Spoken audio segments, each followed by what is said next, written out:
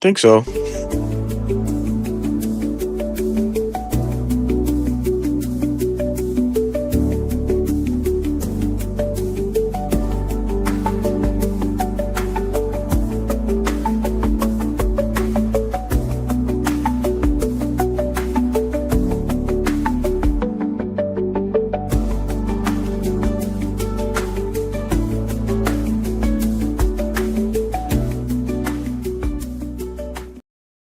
Good Wednesday evening, ladies and gentlemen out there. What is going on? Thank you for tuning in for another episode with your boys reporting eligible live. Man, two guys that certainly will make all the Theas in the world probably faint a little bit after they find out who we are.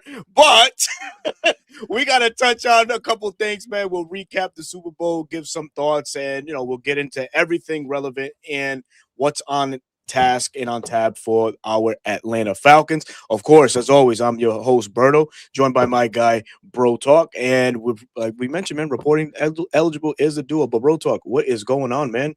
How was your week thus far?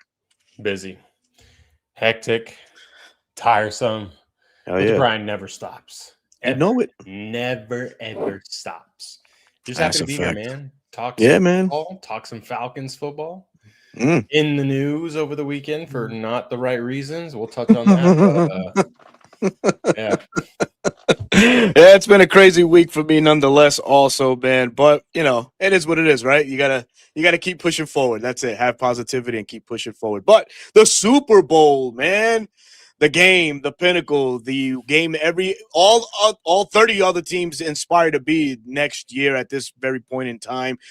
We got a pretty decent Super Bowl. Seattle Seahawks and New England Patriots, of course, didn't go as much of the people in my area wanted it. Oh, brother, it was so cool coming into work on Monday, and it was like, oh man, here comes Berto. I felt like Debo from Friday. Every time I hit the corner, oh, here comes Berto. Because they knew I was gonna be on them. I was gonna be on them because they were talking too much shit all week. Pat's got it. There's Josh McDaniels. He has the experience. Yeah, it didn't show. He tucked his tail and he couldn't adapt. We'll touch on that too. But the Super Bowl, your thoughts? What the performance by the Seattle Seahawks?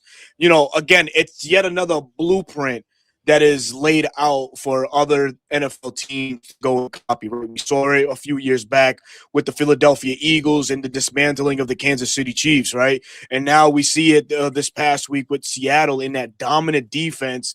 And you got to give Mike McDonald his flowers, man. This was a relative unknown DC that made his name and now is even more the prominent, right? The guy. So congratulations to the Seahawks. Congratulations to Mike McDonald's. But your take on what happened? It's he is literally the Sean McVay of defenses, and when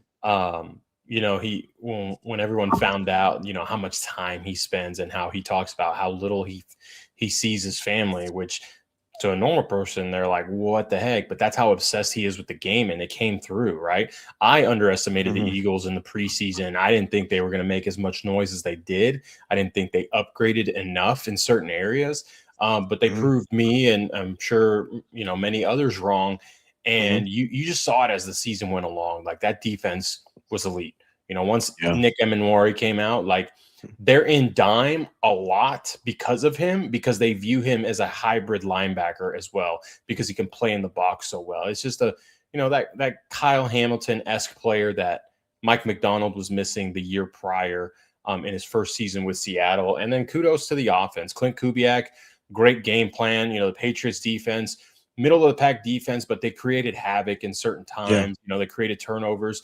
They were turnover free. That goes to Sam Darnold's coaching, right? Don't turn the ball over. They established the run game. Kenneth Walker, the rightful Super Bowl MVP, really got his big moment that you'll see in the highlights 20 years from now taken away because of a holding call. Hated that for him.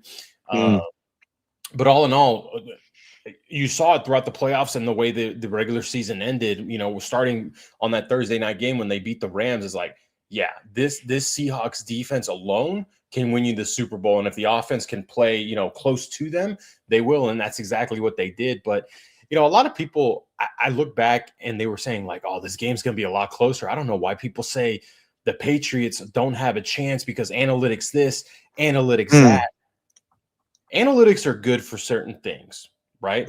They do tell a story, and I'm not saying analytics are bad, but if you just watch, you could see the trouble they were going to run into based off their previous 3 opponents.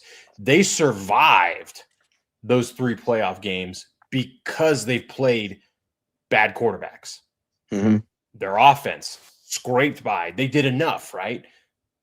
That wasn't going to be the case here because the Seahawks, although Sam Darnold, I wouldn't say is a top 10 quarterback, maybe a top 15 quarterback, he's a well-coached quarterback. And well-coached teams, they win the championship, and that's exactly so. You and I both didn't think this was going to be close. I didn't think it was going to be close. I chuckled when people were like, it's going to be closer. Patriots are that good. They were the Cinderella story. And it's a year league, and I'm sure preseason they're going to be division champs. They're going to be the AFC favorites again. I don't think that's the case unless they have a really, really big offseason and upgrade in certain areas. But I think so. I think this was the moment where certain teams get there once and they can't get it again.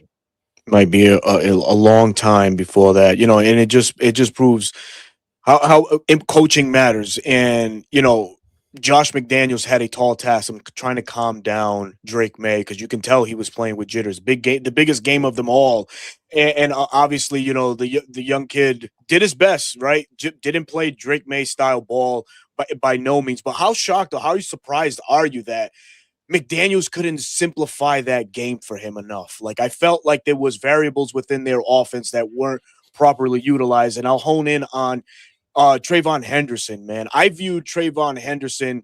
He could have been, and I hate to say and make this parallel, but he could have been your James White in this situation. When the Falcons played the Patriots, the Falcons pretty much eliminated anything that New England wanted to do creatively, whether that would have been a pass to Tom Brady himself, from Edelman to Brady, if it was, whatever the hell that the play calls were. Atlanta had an answer for primarily everything. And then the James White factor kicked in. You have somebody with the same skill set in Trayvon Henderson.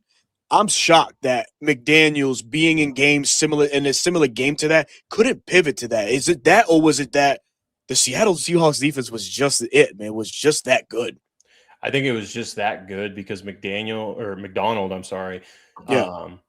He didn't shy away. He didn't shy away on bringing pressure in certain situations. They only pressured 16% of the time. So it wasn't like this crazy, like we're, us Falcons, it's 30+%. No, because they can win with 4. And there's such a well-coached team in their zone responsibilities and communication that maybe a dump off does happen and you start doing that. But they're also one of the best tackling teams. So you're trying to get a rookie to break free and potentially make something out of nothing. So it's hard to say that would have worked in this instance because the Falcons defense wasn't the greatest of tacklers that year. And that bit them in the butt. But the Seahawks were so sound all throughout the year. My biggest thing, Drake May ended up getting the jitters towards the end of the game because it was pressure nonstop. You didn't have a good protection plan. You didn't have a good protection plan against the 4, against McDonald talked about it. There is something the offensive line tips off to let you know what they're going to do. And that's what great coaches find and tell their guys so they can be looking at it. The Tony Dungy effect when he was in Tampa Bay. Yes. If you haven't read his book on tendencies and, instead of overthinking, reading the keys the players give you, go read his book on that. And that's what McDonald coached and taught his guys, and that's why they were able to make so many plays. Devin Witherspoon was going crazy pressure. Oh, my God. Because of those tendencies that McDonald was coaching him on. So McDaniels, Mike McDaniel, Josh McDaniels, plural. McDaniels, And then Mike Vrabel, they just didn't have a good, game plan to help their rookie left side. And, man. And, the center, we wanted him. What's his name? Bradbury? Sure, Garrett Bradbury. Yeah. He's a great run blocker, terrible pass protector. And he was, No, that was Jared Wilson that got walked into Drake He May's lap did, by Riley man. Mills. When you have a rookie Dude, yeah, do that, exactly. that That's like bro, Ben Garland getting a sack on you. it really is. And that was his first sack of his career in the Super Right. Bowl. That Coincidentally, was right? crazy. So can they build off of it? The Patriots? Yes, they can. But man, that was a rough game for them offensively. Defensively, I thought they held up pretty well for the majority of the game, right? Yeah. They gave up some explosives, but it wasn't any crazy. Christian Gonzalez, I think if they would have won, he would have been the Super Bowl MVP. He was going crazy. That's a Dallas kid through and through, right? The high school down the road, they were cheering him on. So it sucks because I like him so much as a player. I know he wants to stay in New England when his time is up, but go somewhere else, young man. Let us cheer for you a little bit more. You know? Absolutely. And it's an organization that's really not known for paying their guys. So we'll see. We'll see what happens. We'll see what happens. But I know I'm a happy man. I made a couple dollars off of that game. I betted a friend of mine that New England was going to lose by 2 touchdowns. They certainly did. So I'm up in that regard. Before we close on the Super Bowl, your thoughts on the halftime show? Bad Bunny front and center for all Latin America, but really it's the message that he had. Together, we are all Americans.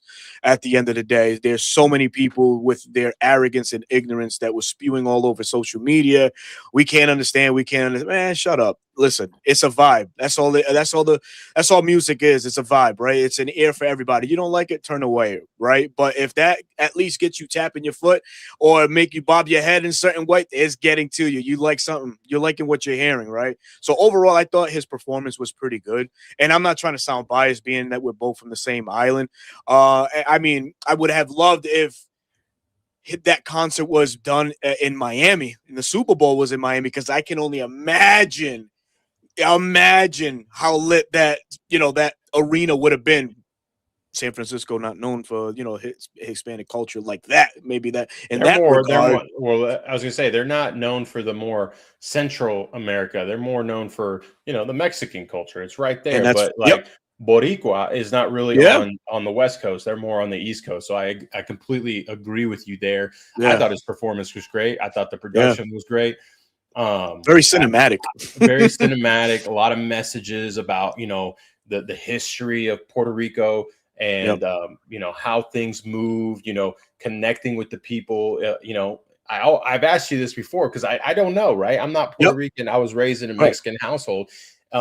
Is why they you guys migrated to New York, and it was cool to see that in his production, because that's what ended up happening. And the guest stars, Lady Gaga, I was shocked. She paid homage. Put a twist. She put a twist on her hit. The couple getting married in real life there, they invited Bad Bunny, and he said, "Hey, why don't you get married at the Super Bowl during my concert?" How crazy is that? That's and then Ricky Martin, right? I hadn't heard of Ricky Martin in years. Since brother. Years and years. But he shows up. I'm not going to lie to you. I was like, whoa, I don't know who that is. I had to look it up. But then when I saw it, I was like, oh, that's lit. And, there was a certain tweet out there that you talked to me, like all the tias, they were going crazy.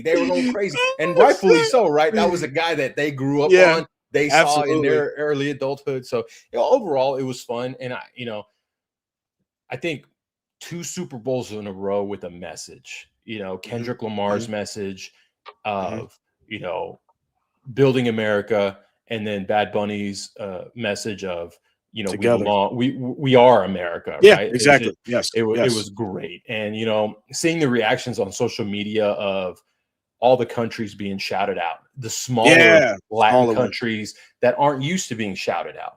Absolutely. Right? That was a lot of fun. I personally enjoyed it. I know a lot of people, like you said, if you didn't understand them, you didn't have to. It was just you enjoy music for the beat and the energy it brings you. Like I wanted to get up and start dancing, but it's Super Bowl party, so I was just kind of hey. Oh my God, you wouldn't catch me. Hey. SAP button. Hey. SAP button. So it was great, man. That's awesome, great, man. Overall, it was great, man. So moving on, hopefully next year always got to remain hopeful, but hopefully it is our Atlanta Falcons in the big dance also. But moving on to our Atlanta Falcons, several things that we have to hit on. A lot of news coming about. Obviously, we'll start off with the James Pierce Jr. saga. And brother, I was awake late Saturday night when the text came through, and you were like, "Oh shit!" I'm like, "What the hell happened?" James Pierce. I'm like, what the fuck happened? I'm like, oh man. Then I go onto social media and look for myself, and it was not pretty whatsoever, man. Obviously, there is a young lady involved, and while we don't condone that in any way, shape, or form, you know, it's difficult. It's one of your own. It's one of your own, right? As a Falcon fan, James Pierce is one of ours, clearly. And now it's like there's this huge cloud over Atlanta, an organization that's so good at sheltering itself and keeping their public integrity, so to say, staying away from these individuals. And you hate to say these individuals only because the character concerns were a thing in college, right? And so many people went up to bat for him during the process. But man, it was to some of the stories, the validity stood. Kind of a head case, kind of a rah-rah guy. We kind of saw that, straight out of Doral, Florida, this past week. But man, what'd you think when you first heard, man, that James Pierce Jr. in the news for the wrong reasons? Man, it felt like a gut punch. Like I couldn't believe it. It was like one of my kids or my siblings doing that because we all cheered him on. We saw what he could do on the field, and there was a social media video that blew up talking about his character to a stranger. Mm-hmm. And then everything happens. Like you said, that is not okay. Like we don't condone any of that. Mm-hmm. And it makes you think, like, first of all, I hope Rakia is okay. Absolutely, it's man. probably one of the more traumatic things, if not the most traumatic thing she has ever been through in her young life. And for James, you just have to sit there and reflect and be like, I went essentially ape shit. Like I went AWOL. And, he's 22. Think about what you did when you were 22. You didn't make the smartest decisions. You probably didn't do what James did. No. But John Abraham touched this on the Waterboy show. Mm-hmm. Did he have someone tell him and raise him like, this isn't what we do? Mm-hmm. This isn't what we do. This isn't how we react. This is how we handle situations.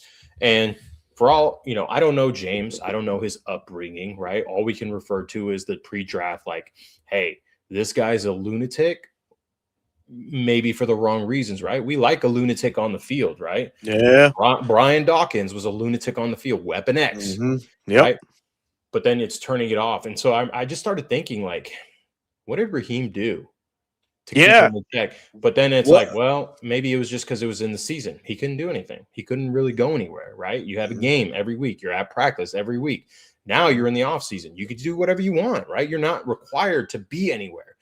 And, hearing the details of him, hearing that Rakia, broke up with him, didn't want to do anything, didn't want anything to do with him anymore, blocked his number. Mm-hmm.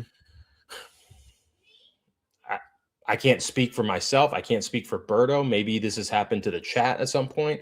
Mm-hmm. A hard breakup, a long-term relationship where you don't do a James, but you chase, right? You go after that certain individual and say, hey, I want to make this work. I don't want to lose you. Mm-hmm.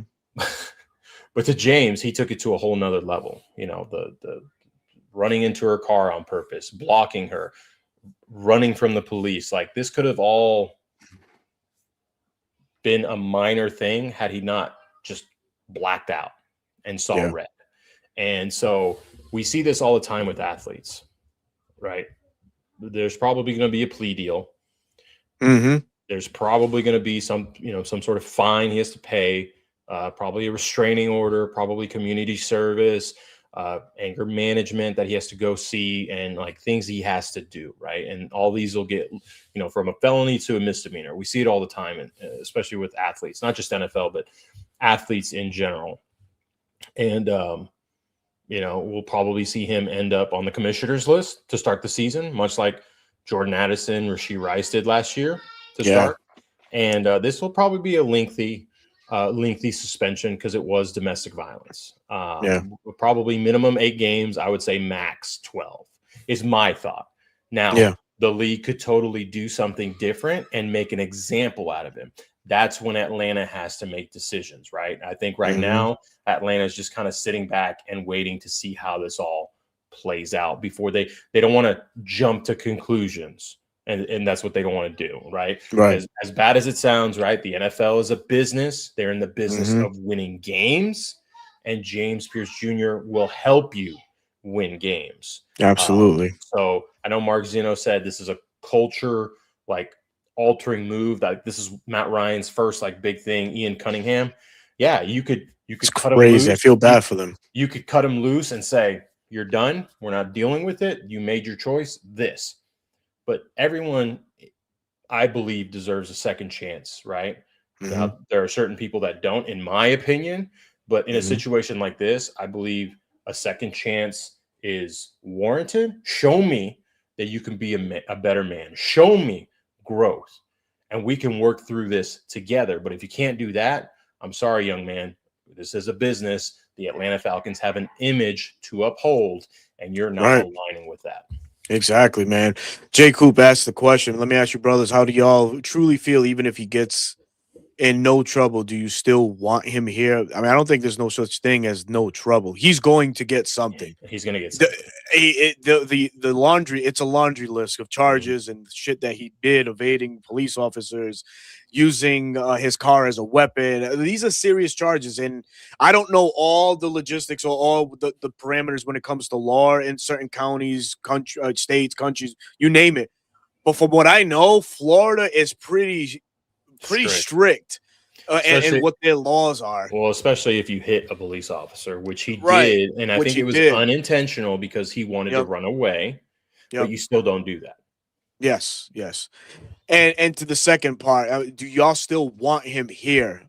You know, that's a touchy one. It's a slippery slope when you ask a question like that.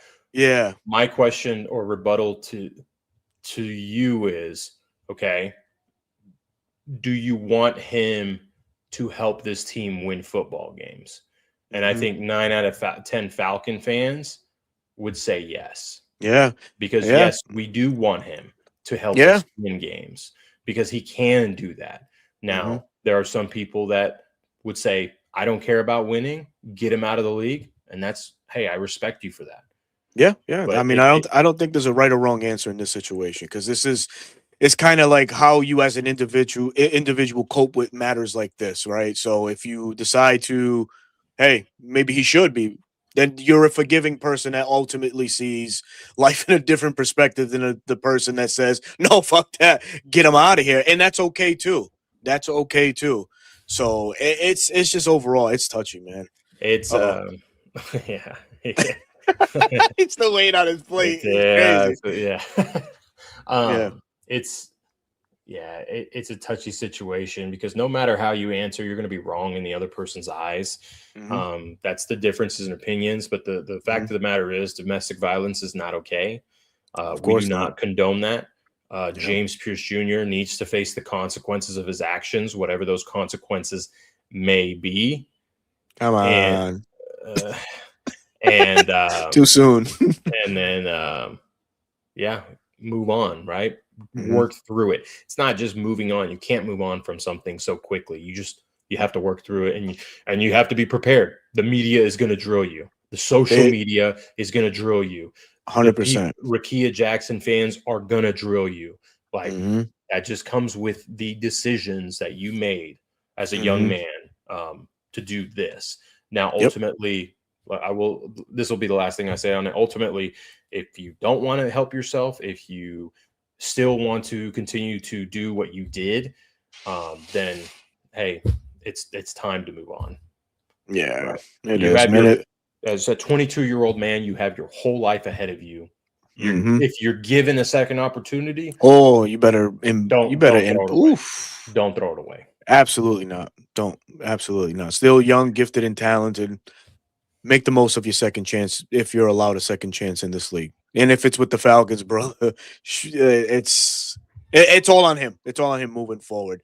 And actually, we're gonna definitely move on from this one. And it kind of ties a little bit back into this, but a move like this where we don't see the 2026 season with James Pierce Jr. How does this right now, February 11th, how does this start altering plans for the Falcons going into the offseason? Because this is a team, obviously, where Terry Fontenot worked his ass off to solidify that, that department, the edge group, and rightfully so, he did. Obviously, the Falcons finishing at an all-time high with sacks in 57 or 58 this past year.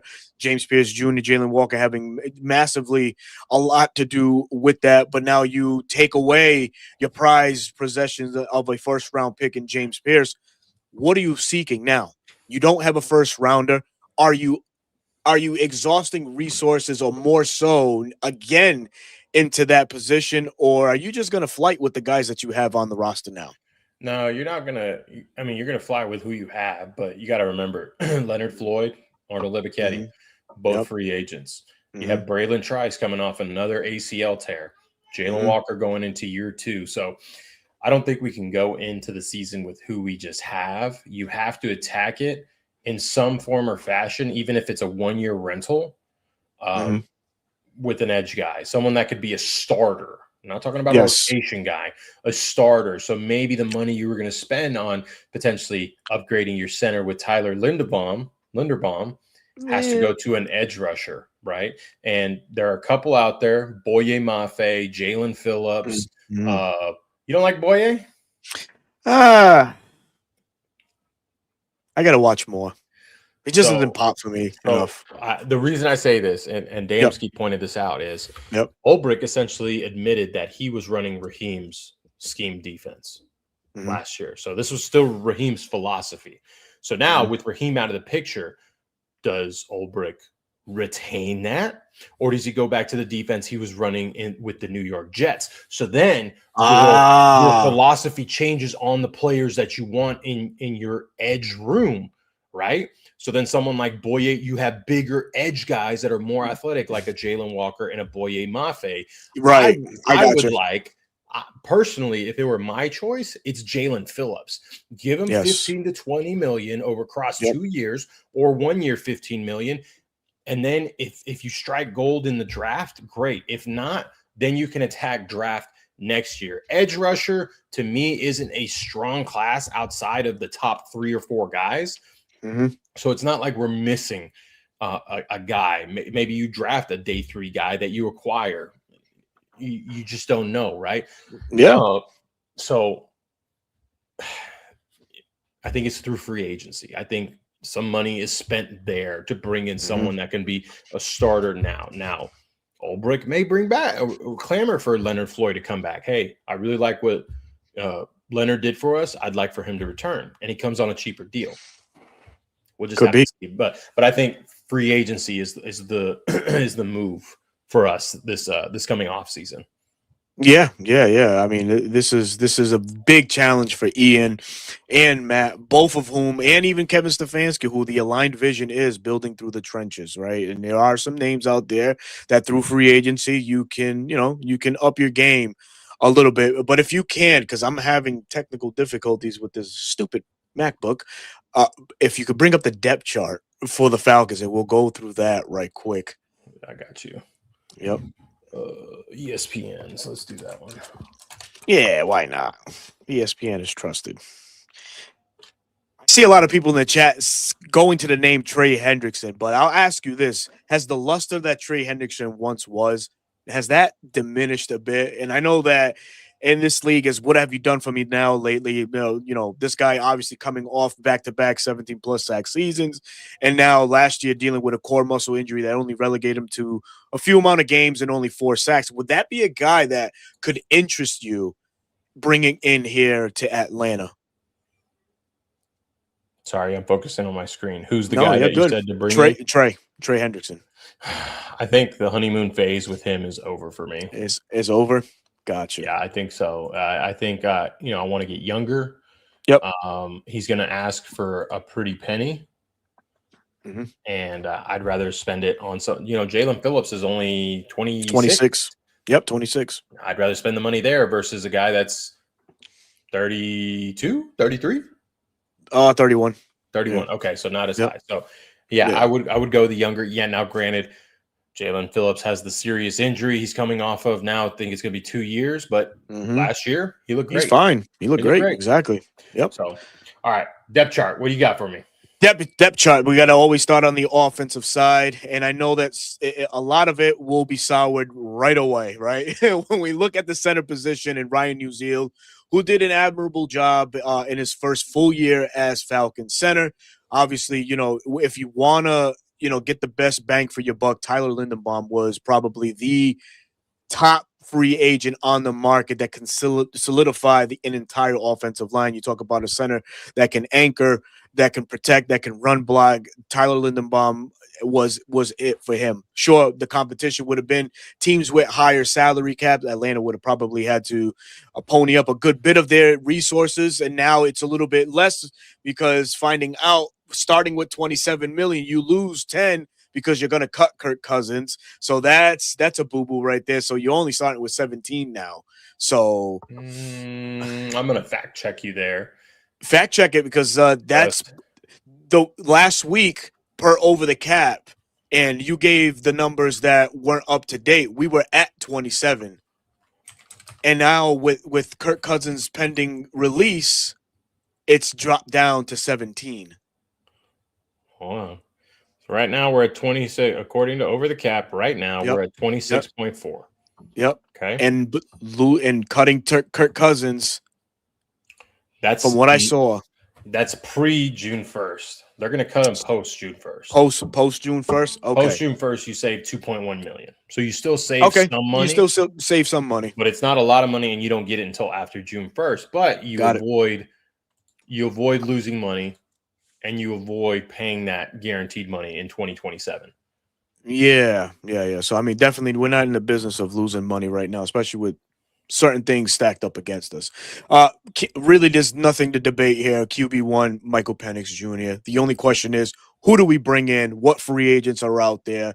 I mean, the more the one that is like, do we go to him?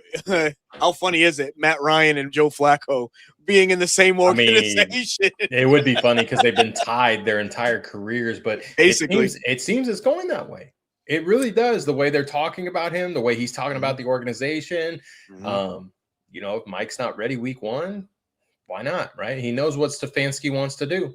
But at this point, I'm sorry, I don't mean to cut you up, but at that point, you don't want to run it back with Kurt. I mean, if he's willing to come back, I'm still cutting him. I'm not guaranteeing 70 or 68 million in 2027. Absolutely not. That's not good business. But if I cut him, then I say, Kirk, I want to bring you back, but you got to take a vet min. You got to take a vet minimum, right? We're cutting you to avoid your guaranteed money, but Mike's not ready. You'll be the starter. And then he's going on, will I be the starter the remaining of the year? Hey, I can't promise you that. And if Kirk doesn't want to do that, because sometimes even though he's a nice guy, sometimes his ego gets in the way, then you don't. I have thought that was going to be the route where they cut him and re-sign him. But ultimately, he has to agree to it, right? When you do a contract, both parties have to agree. Yeah. No, you got a great point there. Moving down, obviously, Bijan Robinson, RB1. RB2 is in question. Tyler Algier, we don't know what the status on him is going to be. I see we fill that void if he does walk through the draft. I don't know if free agency offers anything, maybe a J.K. Dobbins, but we already got RB2 on Tyler's replacement if he doesn't resign. Carlos Washington, Nathan Carter. Nate Carter? Okay. I like him as a serviceable brother. Bijan is going to be on the field a lot. Oh, my God. A lot. Yep. And, if Nate Carter comes in to give him a breather, that's the guy. Because if Tyler leaves, it's because he doesn't want to be the guy that gives Bijan a breather. He wants to be the guy that totes the rock. Yep. And to be the GM role build out of the team. They want us to do I think they want us to do the template. Yeah, the template. Yeah. Which we could I got to do mine. Yeah, there you go. I got to do mine. So we talked about this last week. We both think Tyler's going to walk. Yep. Right. Even if it's taking a cheaper deal, but it guarantees him being the guy. That guy. Exactly. So I think we got Yeah. I don't think we utilize our 5 picks on a running back unless Ian acquires a whole boatload, and it's like, okay, let's add some depth here. Let's see if we can find a our backup or someone to Mhm. compete for the backup spot. Yeah. Yeah. I mean, but he also has to look at the roster. Is this roster okay with just going into this year's draft with just 5 picks? He might think otherwise. And from the sounds of it, I think he's probably interested in making a trade down versus up that we're accustomed to seeing with Terry, right? Go get your Mhm. guy. I don't know. I think it's not the same it's not the same approach that Ian is going to take in his first year. I think he's going to try to build his roster up the right way. And I like that. That's fine. That's fine. All right, so moving on, wide receiver room. This is a room that we all expect a overhaul Yeah, of complete overhaul. a complete overhaul. Obviously, Draco, clear cut number one, but it gets murky once you start talking Darnell Mooney. Once you start getting into the Dylan Drummonds and the Caseys, and even the Cordero Hodges. Right, David Sills is another name who filled in pretty decent. In Draco's absence, what do you see? What names that might intrigue you in free agency? I know by the thumbnail, that's one of the guys I was picking. Has a very clear parallel with Darnell Mooney. I think it's just he's a little bit more available, right? And Darnell wasn't. I think the stats within this offense can grow, especially with Stefanski and Tommy Reese. So Wan'Dale Robinson is an attractive piece could be for this offense. Do you have any other names in mind? Just depends if they get signed to exclusive rights. I look at guys that, one guy that a lot of fans wanted here, Malachi Corley, last year on the Browns. Oh, brother, if I may, like right quick. Go ahead, go on a rant. No, I'm not going to go on a rant. I'm not. He was my first Bleacher Report assignment. Okay. Was break down SMU at the time, wide receiver Malachi Corley. And looking at the tape and how he was utilized, I'm like, okay, he fits into what the NFL was utilizing wide receivers as, those short, stouter wide receivers, a la what Deebo Samuel was. I was like, this is potentially your next Deebo Samuel right here. I loved Malachi Corley coming out of SMU, man. It was a freaking shame that we didn't get him. I think he went as high as the second round. Yeah. And I'm like, damn it. But he was my guy, man. And it's cool to think that we may be able to do some business right in this offseason. So it all depends because there is a deadline on exclusive right free agents that they have to be signed by a certain date. I don't know that date off the top of my head, but if he's not, then he's a true free agent and he can sign somewhere else. For those of you that don't know, an exclusive right free agent means they can only at that point exclusively sign with the team they were on last year. Oh, it's kind of like the same situation with Ryan Uziel then. So it's got to be sometime in June. Yes. So you tender, Yep. and then you decide whether or not you sign him. Now, if the Browns want to be jerks, they could offer him a contract and then he either takes it or he retires, is the way I understood it. But if he's if he becomes truly free, then Malachi Corley is someone that could be on the cheaper end, that could add you that gadget guy, also give you return ability, kickoff and punt. I expect Darnell Mooney to be gone. You got to replace him. Yeah. David Sills is a restricted free agent. Are you going to re-sign him? What's that going to cost and what that's going to look like? I personally think you bring him back. I think he did enough to show you that he's worth bringing back on a cheap restricted free agent signing. But if you want to swing big, I think it's Wan'Dale Robinson, and he earned himself some money last year. And so I wouldn't be surprised if the Giants re-sign him, but he did. He's not like top 10 money, but he's not going to be cheap. No, he's not going to be cheap. So that would be my number one. Wan'Dale Robinson in the slot. Let Drake play in the slot as well, together with another receiver that you draft on the outside.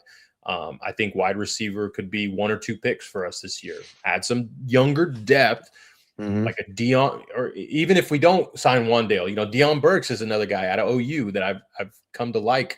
And then your guy, what's his name? Ted Hurst. Ted Hurst out of Georgia State, man. Yeah. He could play the X, the outside, That's all he can play, though, on the outside. And that's okay. That's That totally allows fine. Drake to be that big slot, and then you get another Exactly. small guy inside. Yeah, man, why not? Absolutely, man. Yeah, I see Alex Pierce, Rod. I don't know. I don't think Atlanta just exhausts that much revenue into the Hey, wide receiver spot in that he's capacity, a man. he's a Kansas City Chief, brother. Ew. He's a Kansas City Chief, brother. We don't want to build them back up. They need a deep threat so badly, and he is just that. Got it. Got it. Got it. All right. So, okay, tight end Kyle Pitts. Obviously, it's franchise tag or walk at this point for me. No, you sign him to an extension. You sign him to an extension. That's me. Okay. You sign him to an Yeah, extension, that's fine. and you either draft another one or you sign a cheaper veteran, because right now it would be only Kyle Pitts and Charlie Warner. Yeah, and a lot of clamor and talk out there is David Njoku, 30 years old, knows Stefanski's offense. But like I've mentioned before, man, not every former player and former coach follow one another. So, at certain points you cut ties with that. Like we all learned firsthand. I think it was last year when McDonald took over Seattle and everybody was like, "Oh, Patrick Queen, perfect fit." Yeah, it wasn't the Yeah, no, case. I was one of those guys. Yeah, it wasn't the case, right? So it's like, damn, I think it's very well the same thing going on here. I don't think Njoku comes to Atlanta. I think if Atlanta is gonna search out, a lot of people don't like the name because he fell off a cliff, but Isaiah Likely is maybe a target. I get it. But yeah, he put up a lot of touchdowns in 2 years, 11 touchdowns in 23 and 24. He kind of fell off last year. I don't know. Can he bounce back being the number one tight end? I don't know. You can He's only speculate. he's just Kyle Pitts, just not as good. Got it. Okay. Yeah, that's fair. That's fair.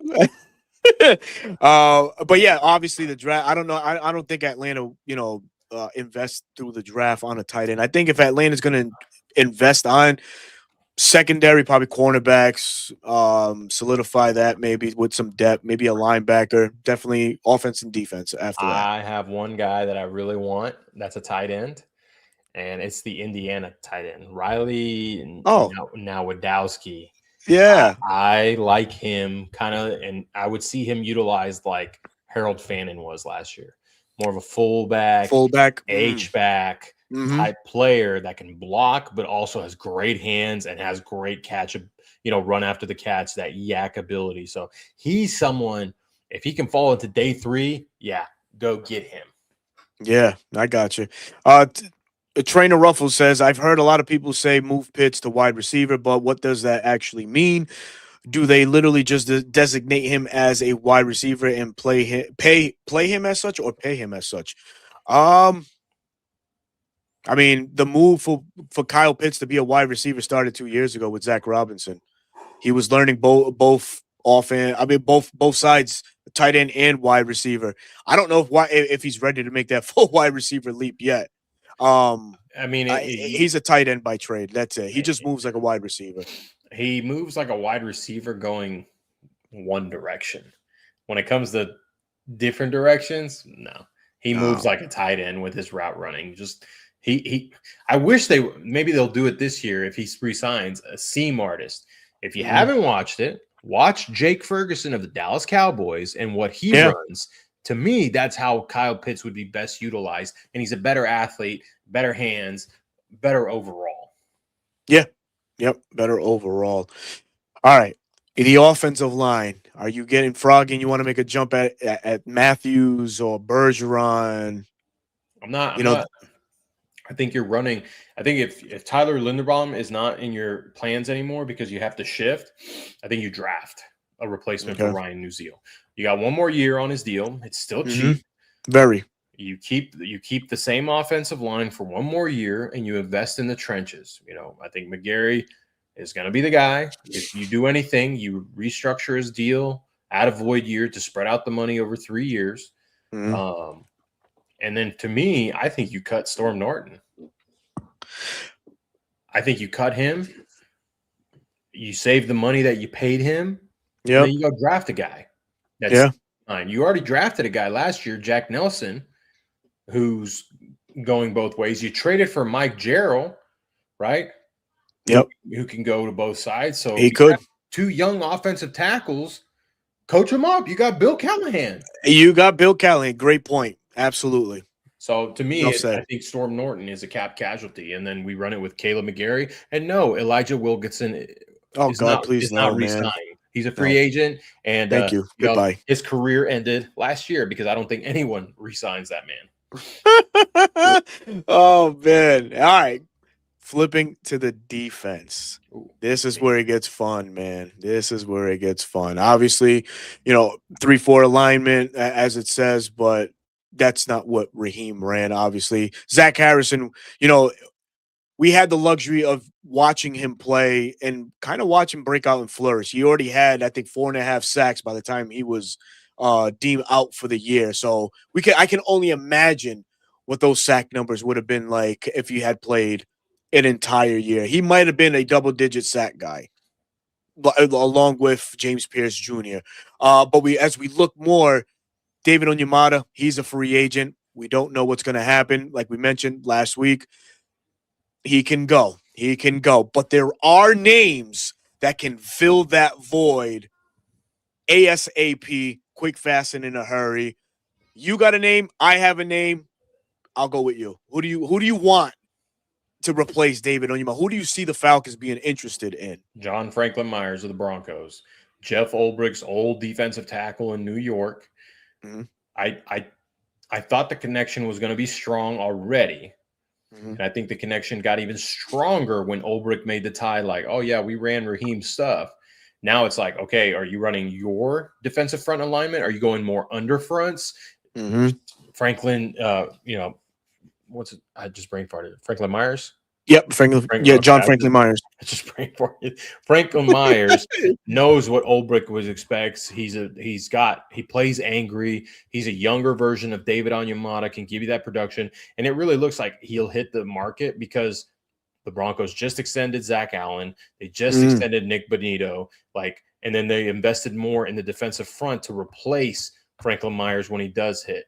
I think that's a guy that you sign, and then don't be surprised if the first pick is interior defensive lineman. The last two Super Bowl champions had two of the best interior defensive linemen: Byron Murphy, Leonard Williams, Jalen Carter, what's his name? Jordan Davis. You had Milton Williams as well, who was in the Super Bowl just last Sunday. So you invest in that interior, you're going to be in a good spot. And, we already have the guys, like you mentioned, Zach, who can play big edge, kick into a 3 or 1 technique. Brandon Dorless, Rook or Oro. What you got? No, just keep going. But you know where I'm going to go with this. If you know me, you know where I'm going with this, brother. Do I know you? Because these defensive tackle fucking talks would have been nullified had we just went one route. And one route only. All right. Oh, God. Oh, don't God him. He has nothing to do with this. Our Lord and Savior must be left out of this. It is you and I, mano a mano. Please give me patience for what Berto is about to do. Deion Walker could have oh my God, you said his name. Solved a lot of the woes. And Mr. Atlanta to a bigger nose tackle, a 6'7", 350-plus pound guy that moved like a dancing bear. You know who you can blame? You know who you can blame? Raheem Morris. Raheem Morris, yeah, of course. It's his philosophy, right? Yeah, absolutely it is. It is. Look. We got a ball knower here. Yeah, here. Okay. Lee Hunter, baby, come on down. Absolutely. That's Damsky's crush right now. He's DM'd me so much about him. Oh man, he loves Lee Hunter. I think everyone does. That's what's why I not say to like about him. Don't be surprised. He asked me today. He's like, "Is this someone that people will overthink?" And I think so because he's only 6 foot, but he's got longer arms, right? Yeah, he's kind of like that Puna Ford type build. Shorter, longer arms, stout, strong, can anchor in. So I think people could overthink it. But then you look, if you put on the tape, if you look at his production, you're just like, there's no one that can stop him. Like literally, he's taking on 2-3 guys and he's getting to the football either at the line of scrimmage or for a tackle for a loss. And then he gets his occasional sack here and there. Like he's a 2 to 3 sack defensive tackle, nose tackle, but he's more of like a 15 to 20 TFL guy for the entire season. So, hey, if we take him in with our pick, oh my God. I'm going to piss you off, and I'm Yeah. not doing it purposefully. Yeah, I'm no, not you doing do it. that a lot. You know, No, you did it no. purposefully a little. Okay, I tell me. didn't. So, Tell all me. right. Tell me. So, I love Lee Hunter. And I think I messaged you on the side. I'm like, man, this fucking Lee Hunter kid, man, he's something. He's something special. So, same build, same position, shot up draft boards and has fallen flat. And I'm talking out of Tamiwa, out of Barre, out of the Indianapolis Colts. When he was coming out of when he was coming out of Northwestern, he showed the same flashes, the same, just same intent, violent intent Lee Hunter does when drawing the double teams, or even when he had the one-on-one, you were fucking dead to rights by his metric. That's the only thing that scares me. That's the only thing. But I think the big factor here is coaching matters, and Nate Ollie is here. And I think Nate Ollie can really get this man going in the right direction, coach him up in whichever way. And I say Nate Ollie, and I'll give you a name. I like Tim Settle out of the Houston Texans. A dark horse for me, even though he's a little bit up there in age, but Sheldon Rankins also, who played very well for Jeff Ulbrich for the New York Jets as well. Could it be a combination signing? Could it be a package deal? Could they bring them both in for depth purposes? You got to remember, Kale London is also a free agent. And what's his market value going to be? Are the Falcons going to do business with him? Contavious Street, another guy that is also a free agent. So these are maybe small questions that might not seem like they're valid questions right now. But when you look at it and you start chipping away at that cap money, they might make the most sense at that present time. I think, to me, I'm not mad at you. Like, you didn't make me mad. I'd be okay with that. I'd be okay with that. But to me, Lee Hunter, you know what he screams? Yep. He screams 12 to 14-year vet that does the dirty work, takes on 2 to 3 guys, frees up his teammates, and he doesn't complain one bit. Pat Williams of the Minnesota Vikings, baby. That's the comp he's been getting everywhere. And that's exactly what he would do. He would do the dirty work in the run game. And if he's on a passing down, guess what? It's going to take 2 guys to take him down, because if you leave him one-on-one, he's just going to overpower who's guarding him. And that just leaves room for the guys like Rook, Zach Harrison, Brandon Dorless, Jalen Walker, you name it, whoever else is on the other side of the edge, freed. And that's just so much impact. I think this is a good interior defensive line class, even if it's not Lee Hunter. I think one of the Falcons' picks will be interior defensive line.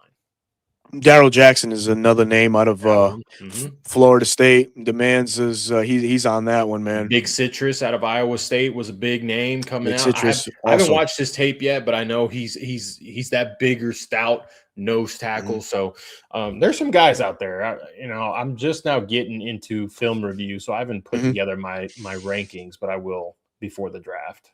Gotcha. All right, moving down. Right, some other free agents that we can definitely see in the back half of our defense, and we stop real quick at the linebacker spot. Obviously, Caden Ellis, the Swiss Army knife that he's been since 2023 here with the Falcons, set to be a free agent, 30 years of age. Does he command? Is he going to command some money? I think so. Are the Falcons willing to make him top priority? Right. We don't know. But what are some names that could be potentially brought in? I know you're high on a guy. Quay Walker has grown on you. Quay Walker has grown on me. Really, that's the guy I'm setting my sights on. I haven't done a whole lot of research elsewhere. I think Quay Walker is very affordable in the market right now. He's not like this super, he's not like Roquan Smith, Patrick Queen type money. And so it wouldn't, break our backs. Now, if Caden Ellis is willing to come in cheap because he's older, hey, bring him back, right? Sure. He's a voice. He's a leader on that defense. He's a Swiss Army knife. But you got to think about it. Damsky and I were talking about it. You have 2 6'4" linebackers roaming the middle of the field. You have to have a quarterback that is able to layer throws over them. And that does not exist in the NFL a whole lot. There are not a lot of good layer throwers in the league. And that just you saw Divine Diablo create so much problems because of that in the middle. You add a Quay Walker to the equation, brother, like that's a lot of fun. Yeah, another avatar, Devin Lloyd, as another guy. That's okay. I Yes. he's another one. I remember during the what was it? Was it during the trade, the trade deadline? I think I had mentioned it to you. I'm like, dude, I'm hearing Devin Lloyd's name a lot, and he might be available. That would be great. That would be great. Now you want to talk about avatars? Those guys. I think Devin Lloyd is like 6'5" and he plays middle linebacker. But a guy with range, just like Divine Diablo. And again, to you and Damsky's point, imagine being a quarterback trying to layer throws over these two pillars right there. Not easy. That's exactly what you're in the game for, to make it difficult for the opposing QB. So those are two great names, right? One does things a little bit better than the other. I would argue that Devin Lloyd, I think, is better in pass coverage than Quay Walker. And another one might be, Then yep, you flip it. Quay and then you Walker's flip it. better in the run versus Yes, Devin then Lloyd. Devin Lloyd. So it's like, all right, whatever. What do you want to do, right? It's up to you as a defensive coordinator. How do you see this? How can you make these guys work under your scheme? As we move into the into edge, obviously the black eye or the whatever you want to call it, man. James Spears. We don't know what the availability is, so we'll leave that where it's at for right now. But Arnold Ebiketie set to leave. What would I mean? Is there anything that might pique your interest bringing in possibly? Because you got to keep a good depth, good rotation. So him, Leonard Floyd, obviously are out of here. Are we banking on Braylon Trice to finally be healthy for us in his third year coming out of Washington? We don't know. Is there a name out there that might, say, he's worth worth bringing in? I mean, we touched on it a little bit early in the show. Jalen Yep. Phillips. He's my number one guy right now, even if it's for a 1-year rental. He's an immediate starter, right?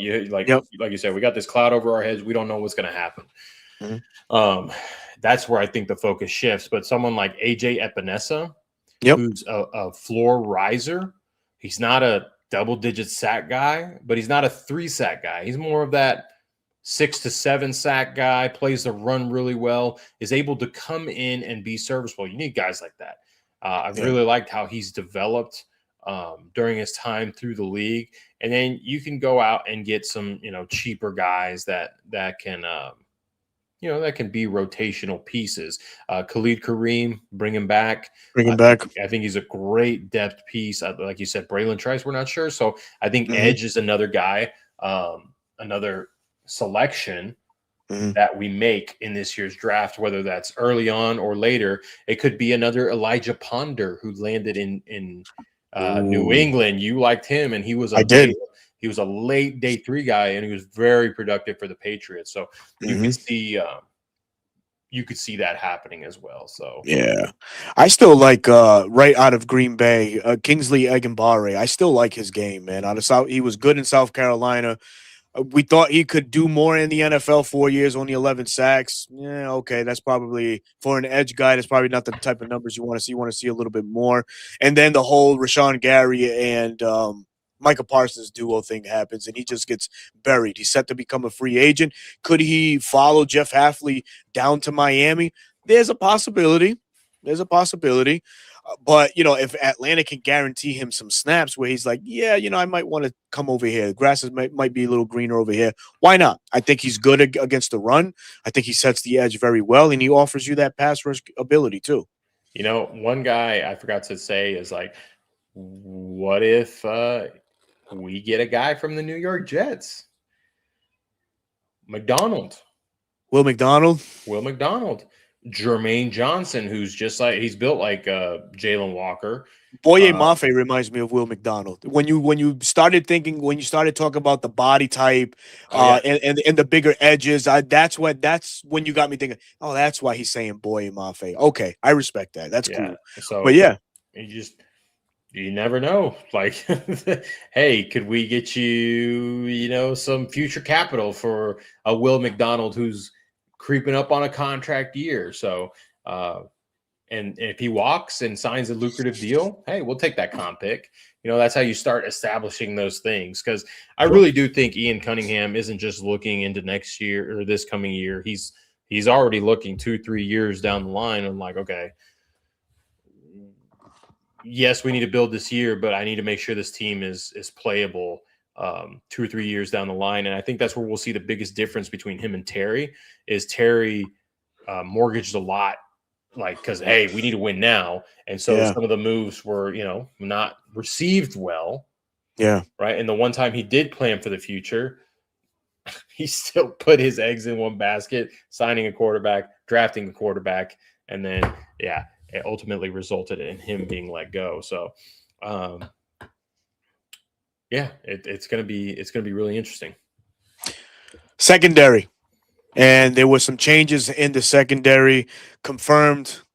Yeah, I was pumped to see that when it was confirmed by the Falcon player on your behalf. That was pretty dope.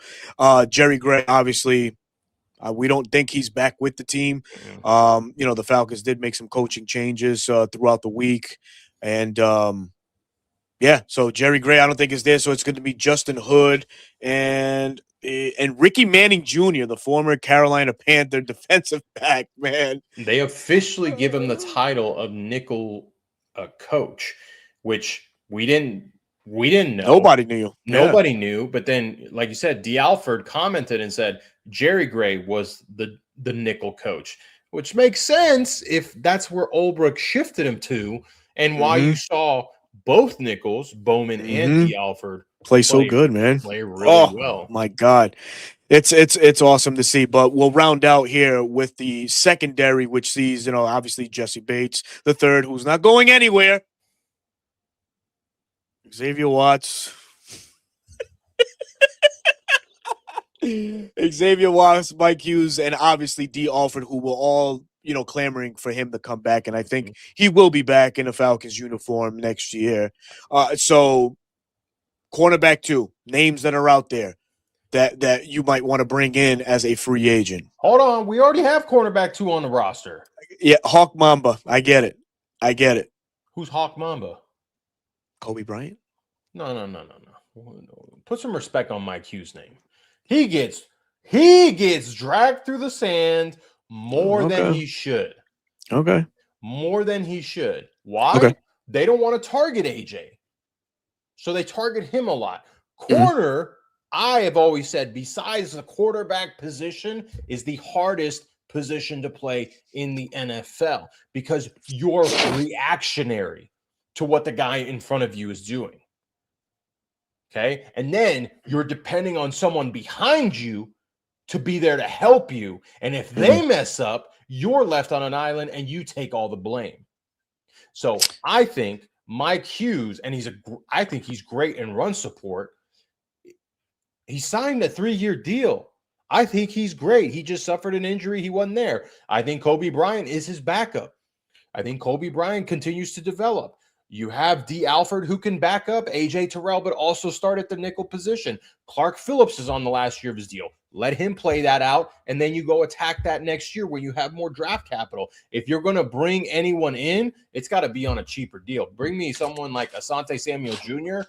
or draft a guy. Tacario Davis, drafting Tacario Davis. Okay. The kid out of Arkansas. What's his name? Oh, I forgot his name. I got to make my corner list. Yeah.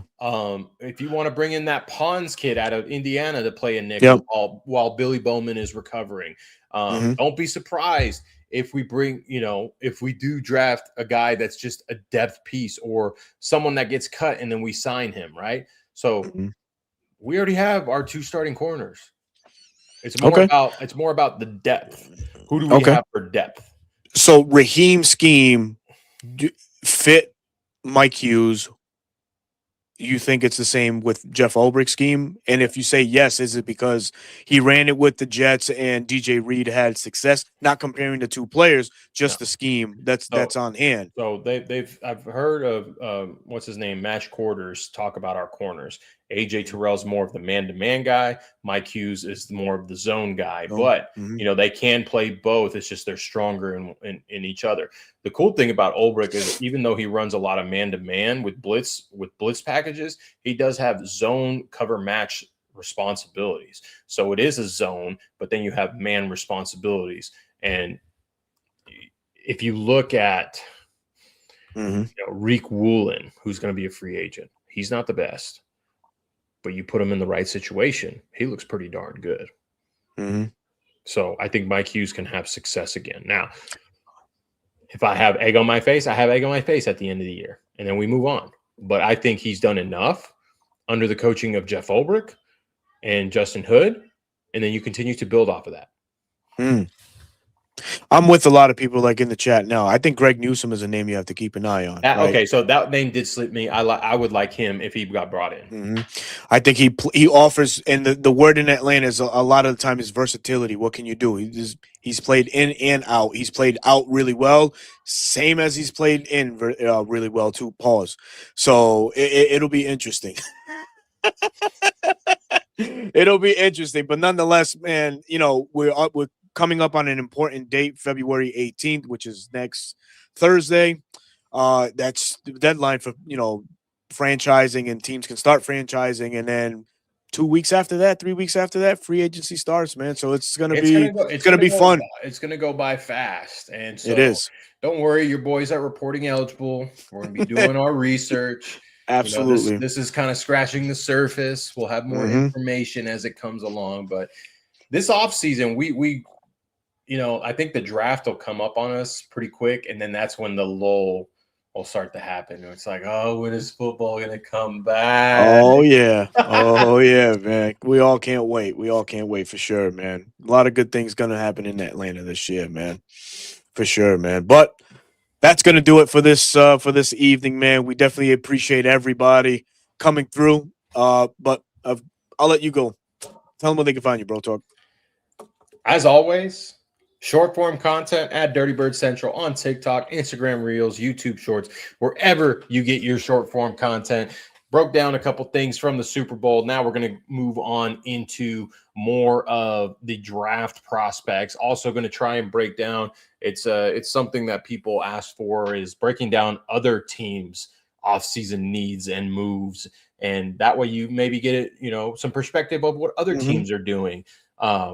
Going to start doing that leading up into the draft and then free agency, but also long form content at Dirty Bird Central. I've got some ideas I want to roll out to you guys. I'll try and be a little bit more consistent once a week, maybe doing on the draft prospects. So if you like long form content, at Dirty Bird Central, and as always at BK2 tweeting daily, giving my opinions. Even if I'm busy, don't worry, I'm checking Twitter and I'll give you my thoughts. Even if you like it, if you like them or don't, it doesn't matter. Absolutely, man. And for Bro Talk, I'm your boy Berto, host of 95 North Falcons Talk Show and the other half of Reporting Eligible. You can find me here exclusively every Wednesday night, 9 p.m. Eastern Time. But you can also catch me all week on Bleacher Report as well, giving you short form content on all topics related and heavy within the Atlanta Falcons circa. So until then, we will see you next Wednesday night at 9 for Reporting Eligible. But this Sunday, 8 p.m., you can find us on One Time for the Fan with Jack Spade and T-Will and Carrie, and the whole One Time family will be joining them for some good old Falcons talk. Bro Talk will bring his Moto eyebrows. Oh, man. But until then, enjoy your Valentine's, everybody. Enjoy your Valentine's. Don't forget to buy the flowers. Don't forget to buy the flowers. I didn't. Yeah, I already bought already mine. high red. Jesus, man. But until then, man, we appreciate everybody that came through, man. Peace.